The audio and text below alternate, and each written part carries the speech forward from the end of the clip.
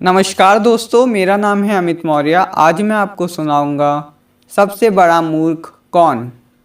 एक बहुत ही मज़ेदार कहानी। एक राजा ने अपने मंत्री को एक सोने का डंडा देकर कहा, जो भी व्यक्ति तुम्हें तुमसे ज़्यादा मूर्ख दिखाई दे उसे यह सोने का डंडा दे देना, क्योंकि यह डंडा सिर्फ मूर्ख के लिए ही बना है। मंत्री डंडा लेकर चल पड़ा।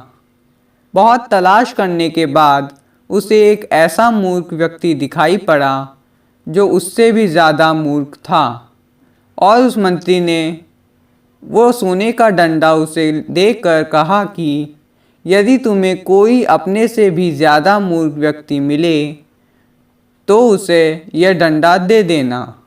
वो व्यक्ति भी अपने से ज़्यादा मूर्ख की तलाश में हर जगह घूमता रहा, पर उसे ऐसा एक भी व्यक्ति ना मिला। इस प्रकार कई महीनों तक भटकते हुए वह व्यक्ति उसी राज दरबार में पहुंचा जिस राजा ने अपने मंत्री को वह सोने का डंडा दिया था। वह व्यक्ति जैसे ही राज दरबार में पहुंचा तो वहां पर लोगों की भारी भीड़ लगी हुई थी। तभी वह व्यक्ति उस सोने के डंडे को अपने थैले में डालकर राजा से मिलने पहुंचा, तो उसने देखा कि राजा तो बहुत ज़्यादा बीमार पड़ा था और वैद्य जी उनकी नब्ज देख रहे थे। तभी राजा ने सभी लोगों से कहा कि मेरा अंत समय आ चुका है, अब मैं इस संसार को छोड़कर जा रहा हूँ। तभी उस व्यक्ति ने राजा से कुछ पूछने की आज्ञा मांगी। राजा ने कहा, पूछो, आज्ञा है, मगर जल्दी पूछो।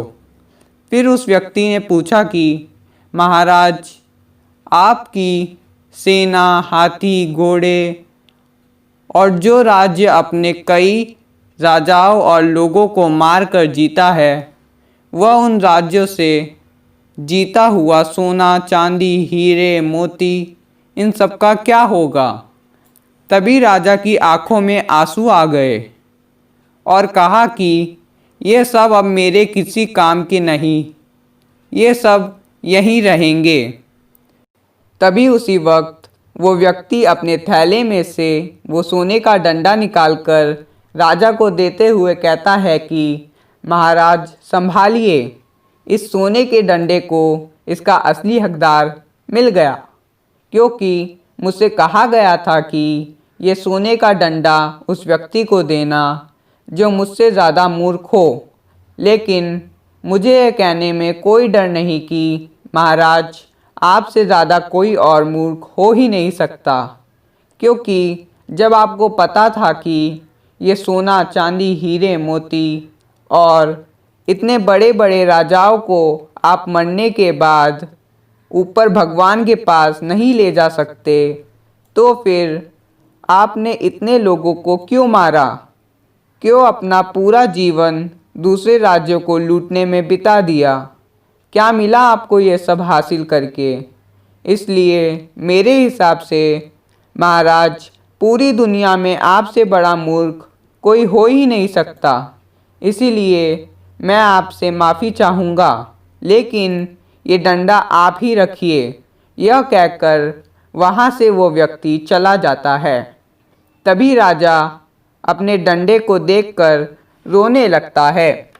उसने मन ही मन सोचा कि वास्तव में दुनिया का सबसे बड़ा मूर्ख मैं ही हूँ, क्योंकि मैंने बुरे कर्म तो बहुत किए, मगर अच्छे कर्म मैंने एक भी नहीं किए। इस बात का राजा को बहुत ज़्यादा पछतावा होता है। तो दोस्तों, जीवन में हर एक इंसान को हमेशा अच्छा कर्म और दूसरों की भलाई ही करनी चाहिए, क्योंकि दोस्तों, इंसान के मरने के बाद अच्छे कर्म और बुरे कर्म ही उसके साथ जाते हैं। मेरा वीडियो देखने के लिए आप सभी का धन्यवाद।